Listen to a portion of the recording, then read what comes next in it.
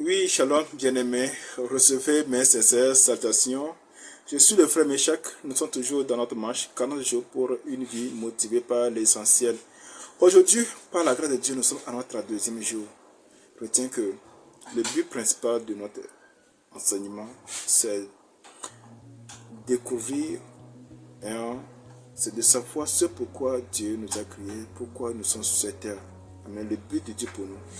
Amen. Et cette campagne on a commencé depuis le 15 septembre dernier. On développe des thèmes. Et aujourd'hui, nous sommes à notre troisième thème qui dit employer ce que Dieu vous a donné. Amen. Employer ce que Dieu vous a donné. Effectivement, Dieu va dire que Dieu t'a donné quelque chose. Est-ce que Dieu m'a donné quelque chose? Et si je suis bien sur la terre, est-ce que j'ai un talent? Est-ce que moi aussi je peux faire quelque chose dans le corps de Christ? Je peux faire quelque chose dans la vie ou bien ce que je fais est insignifiant. Retiens ceci. L'apôtre Paul écrit dans la lettre aux Romains, dans sa lettre aux Romains, chapitre 5, chapitre 10, verset 5, il dit que nous formons un seul corps dans l'union avec le Christ et nous sommes tous unis les uns aux autres comme des parties du même corps. Amen. C'est très essentiel. Tu as un potentiel. Et il faut découvrir ce que tu as des talents. Il faut savoir que ce que tu fais, est-ce que les gens les qualifient? Parce que tu vas laisser que pour approuver, pour avoir l'approbation des gens d'abord, mais il faut voir aussi tes alentours, l'environnement de ce que tu fais. Tu es appelé à être un comptable, tu es appelé à être un électricien, tu es appelé à servir, à faire du service dans la maison de Dieu, tu es appelé à être pasteur, tu es appelé à être évangéliste. Ce que tu fais est vraiment bon.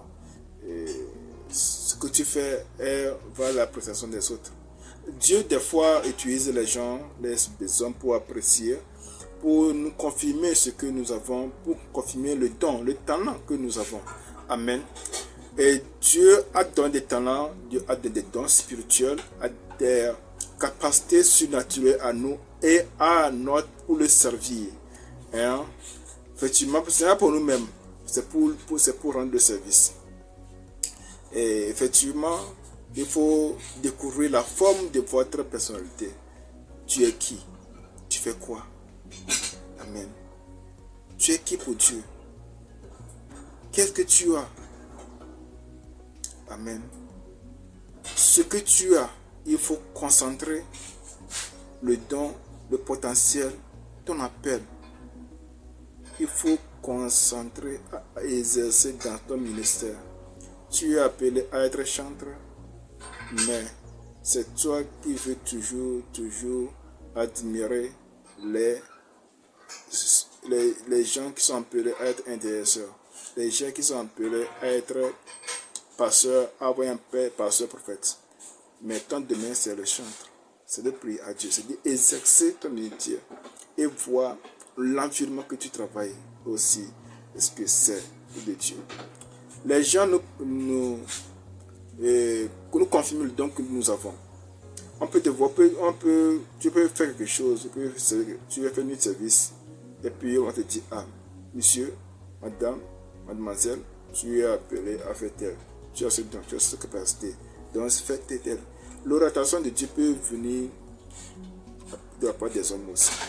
Donc, employez ce que Dieu vous a donné, c'est très nécessaire pour découvrir vraiment vos talents et éclaircir les directives de Dieu pour vous. Amen. Soyez bénis, nous sommes arrivés à la fin de cette vidéo. Suivez-nous jusqu'à la fin de cette vidéo pour découvrir encore comment employer ce que Dieu vous a donné. Shalom.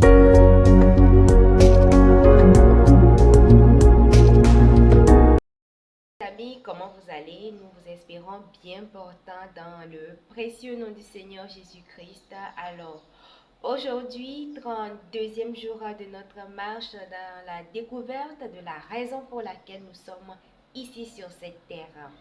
Le thème qui nous est proposé, c'est que nous sommes employés, nous sommes des employés de ce que Dieu nous a donné.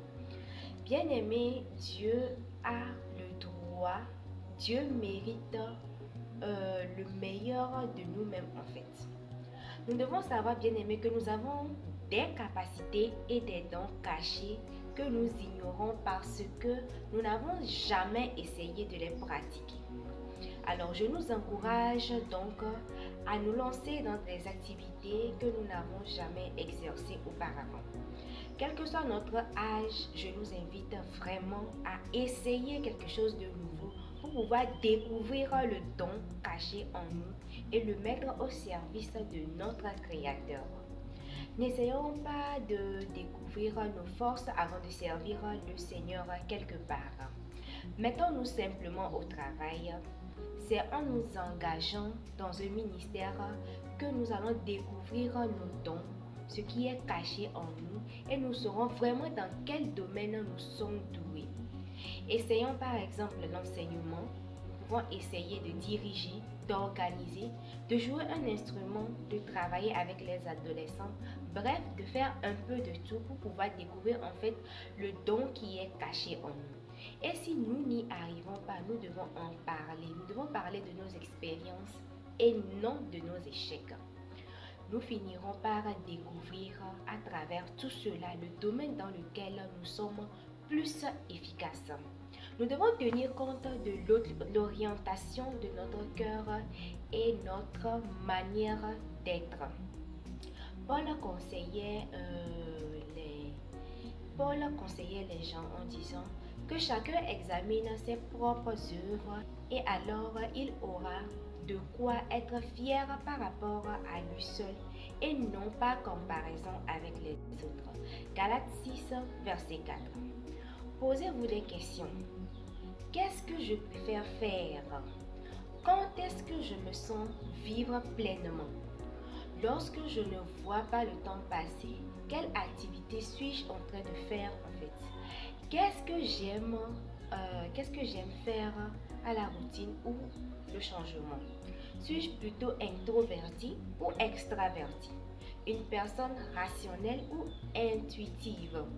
Qu'est-ce que je préfère faire en fait? Travailler seul ou en équipe? Pratiquer la compétition ou la collaboration? Faites part de vos réflexions à un ami. Demandez-lui son avis. Analysez vos expériences et tirez-en des leçons. Repensez à votre vie et réfléchissez aux événements qui vous ont marqué. Moïse dit aux Israélites, aujourd'hui, vous savez que l'Éternel vous a appris. Dans Deutéronome 11, verset 2. Les expériences oubliées n'ont aucune valeur. C'est une bonne raison pour mettre par écrit vos réflexions spirituelles. Paul avait peur que les croyants de la Galatie oublient leurs souffrances. Il s'est exclamé, « Avez-vous fait de telles expériences pour rien ?» dans Galates 3, verset 4. Au moment même où nous traversons une épreuve, un échec ou une dépression, nous comprenons rarement le plan de Dieu. Lorsque Jésus a lavé les pieds de Pierre, il a dit, « Ce que je fais, tu ne comprends pas maintenant, mais tu le comprendras bientôt. » Dans Jean 13, verset 7. Nous nous rendons toujours compte après coup que l'Éternel a permis tel ou tel problème pour notre bien à nous-mêmes. Il faut du temps pour tirer des leçons de nos expériences. Je nous conseillerais de réserver tout un week-end pour faire un bilan de notre vie. Nous pourrions nous souvenir des interventions du Seigneur dans des moments précis de notre vie et chercher à savoir comment il veut que nous utilisions ce que nous avons appris pour aider les autres. Il y a beaucoup de documents qui nous aideront dans cette démarche-là. Soyez bénis, restez jusqu'à la fin de cette vidéo et on est ensemble.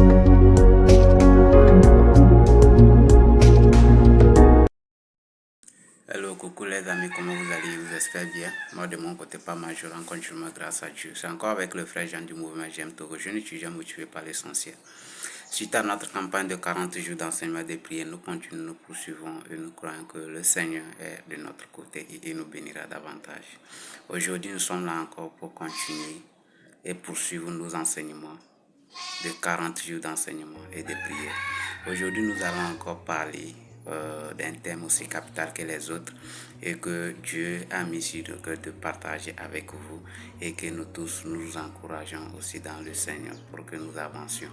Nous allons parler comme thème aujourd'hui, employer ce que Dieu vous a donné. Nous avons plusieurs particularités. Nous avons nous-mêmes notre particularité que Dieu nous a donnée et nous devons les employer pour pouvoir grandir spirituellement et à l'essayer de nous comparer aux autres. Ouais.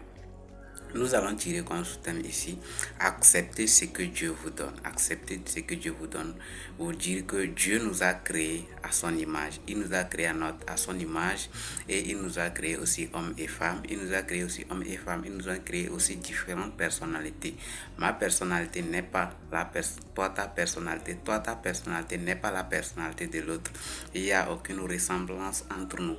Maintenant, le constat que nous faisons, que les gens disent très souvent que pourquoi moi j'ai pas été créé comme ça, pourquoi je n'ai pas ce qu'il a, pourquoi j'ai ceci, pourquoi j'ai été créé comme ça. Non, Dieu ne veut pas ça. Dieu ne veut pas ça, veut dire que il sait pourquoi il nous a créé. Si Dieu nous a créé homme, c'est pour un but précis. Si Dieu nous a créé homme, teint clair, ou bien teint court, teint élancé, ou bien la taille courte ou bien élancée, il sait pourquoi il nous a créés. Nous ne devons pas chercher à nous ressembler aux autres. C'est dans la ressemblance maintenant que cela nous conduit vers la convoitise. La convoitise veut dire que tu dis non, si c'était à moi, ça allait me plaire. Non. Dieu nous a créés à notre image. Dieu nous a créés à notre image. Si nous lisons aussi bien dans Romains 9 à partir de verset 12, nous allons voir que Dieu a expliqué là-bas.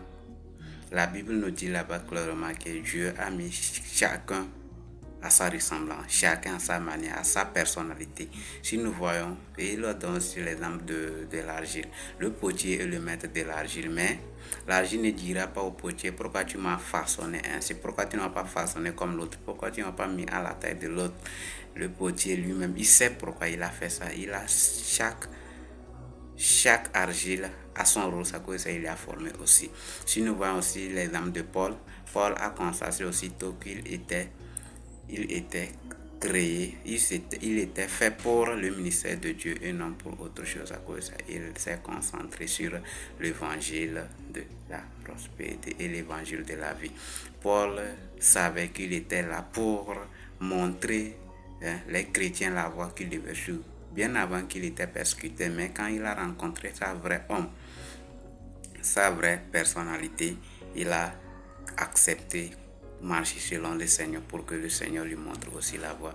Il était l'homme le plus rigoureux, mais comme il a accepté le Seigneur, il n'était pas le maître de tout l'évangile, mais il savait quel évangile il devait apporter à l'humanité. Voilà. L'évangile de Paul n'était pas l'évangile de Pierre, l'évangile de Pierre n'était pas l'évangile de Jean. Voilà.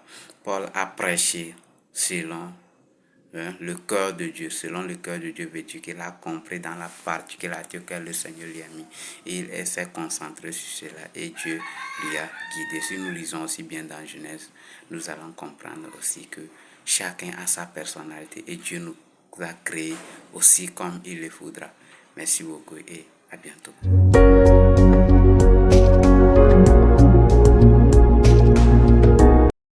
Shalom, bonjour à tous. Nous sommes encore ravis, toujours un plaisir de nous retrouver pour cette nouvelle leçon. La leçon numéro 32, employez ce que Dieu vous a donné.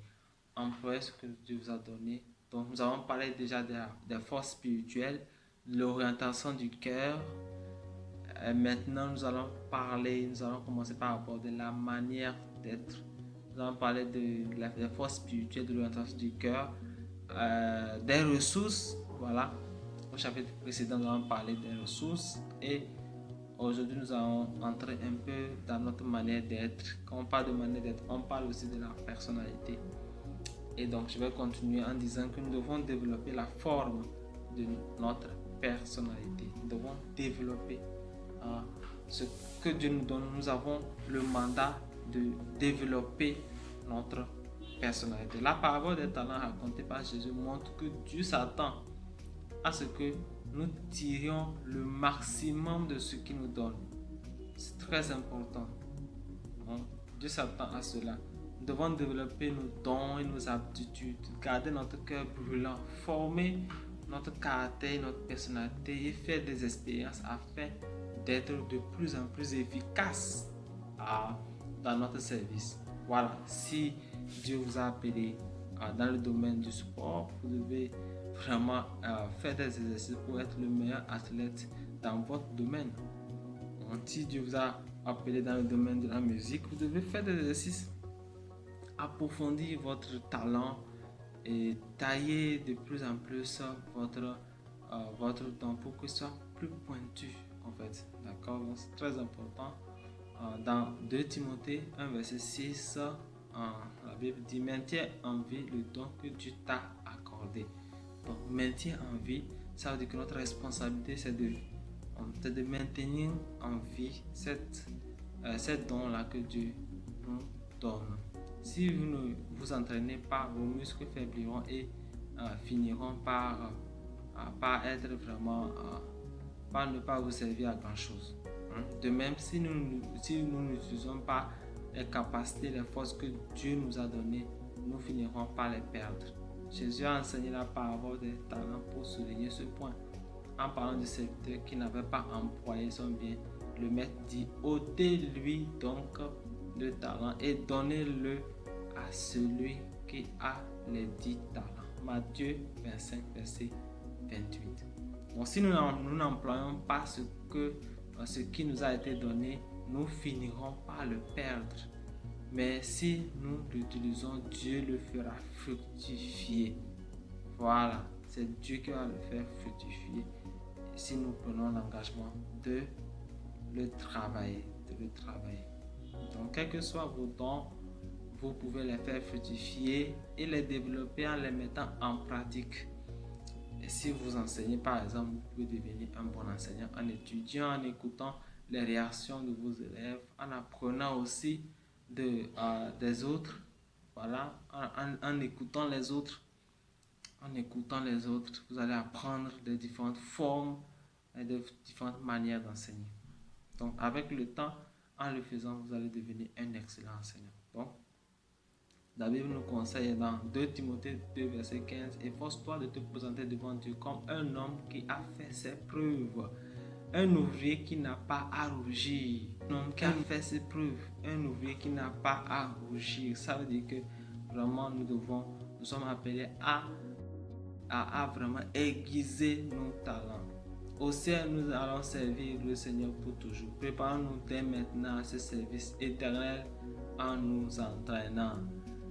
Comme des athlètes qui s'exercent pour les Jeux olympiques, nous nous préparons pour le grand jour. Dans 1 Corinthiens 9, verset 25, il est écrit: tous les athlètes s'imposent donc une discipline sévère dans tous les domaines pour recevoir une couronne, et pourtant sera bien vite fanée, alors que nous aspirons à une couronne qui ne se flétrira jamais. Voilà, ça c'est encore un bon encouragement pour quelqu'un, pour qu'on puisse vraiment affûter nos dons, travailler de manière assidue, de manière pratique pour vraiment donner le meilleur de nous-mêmes. Que le Seigneur vous bénisse abondamment. Shalom, suivez-nous pour la suite de notre campagne avec la journée, le jour 33. Que Dieu vous bénisse.